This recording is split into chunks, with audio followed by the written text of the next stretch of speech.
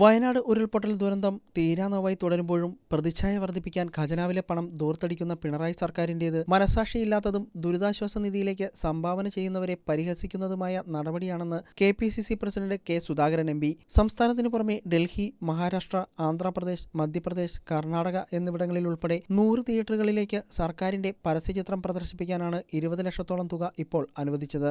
കേരളീയം, നവകേരള സദസ്സ്, മുഖാമുഖം തുടങ്ങിയ PR വർക്കുകൾക്കായി കോടികൾ ചിലവാക്കിയ സർക്കാർ വീണ്ടും കേരളീയത്തിനായി 10 കോടിയോളം മാറ്റിവെച്ചിട്ടുണ്ട്. PR എക്സസൈസ് ചെയ്ത് പണം പാഴാക്കാതെ ആ തുകയെല്ലാം വയനാട് ജനതയുടെ പുനരധിവാസത്തിന് നീക്കിവെക്കുവാനുള്ള മനുഷ്യത്വപരമായ നടപടി സ്വീകരിക്കാൻ പിണറായി സർക്കാർ തയ്യാറാവണം. കേരള ജനത മുഴുവൻ അവരാൽ കഴിയുന്ന സഹായം വയനാട്ടിലെ പാവങ്ങളെ സഹായിക്കാനായി സംഭാവന ചെയ്യുമ്പോഴാണ് പിണറായി സർക്കാരിന്റെ ഈ തലതിരിഞ്ഞ നടപടിയെന്നും സുധാകരൻ കുറ്റപ്പെടുത്തി. വികസന നേട്ടങ്ങളില്ലാത്ത പിണറായി സർക്കാരിന് എന്ത് നേട്ടമാണ് സംസ്ഥാനത്തിന് പുറത്ത് അവതരിപ്പിക്കാനുള്ളതെന്നും സുധാകരൻ ചോദിച്ചു. അടിസ്ഥാന വികസനത്തിനും മുൻഗണനാ പദ്ധതികൾ പൂർത്തീകരിക്കുന്നതിനും സർക്കാരിന്റെ കയ്യിൽ കാശില്ല.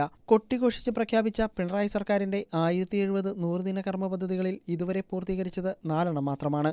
ഈ വർഷം ഡിസംബർ വരെ 3700 കോടി മാത്രമാണ് സംസ്ഥാനത്തിന് ആകെ കടമെടുക്കാൻ കഴിയുക. ഓണക്കാലമായതിനാൽ ബോണസ്, ഉത്സവബത്ത, ഓണം അഡ്വാൻസ് എന്നിവയ്ക്കും വിപണി ഇടപെടലിനും മറ്റും അധിക തുക കണ്ടെത്തേണ്ട സർക്കാരാണ് പ്രതിച്ഛായ വർദ്ധിപ്പിക്കാൻ അനാവശ്യ ചെലവ് നടത്തുന്നതെന്നും സുധാകരൻ കുറ്റപ്പെടുത്തി.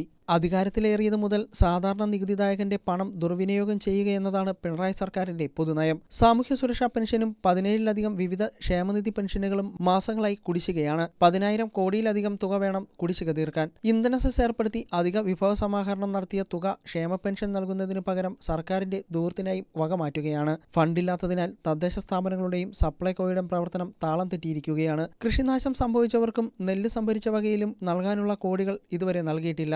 ഈ സമയത്താണ് സർക്കാരിന്റെ പരസ്യചിത്രം പ്രദർശിപ്പിക്കാൻ 20 ലക്ഷത്തോളം തുക അനുവദിച്ചിരിക്കുന്നത്.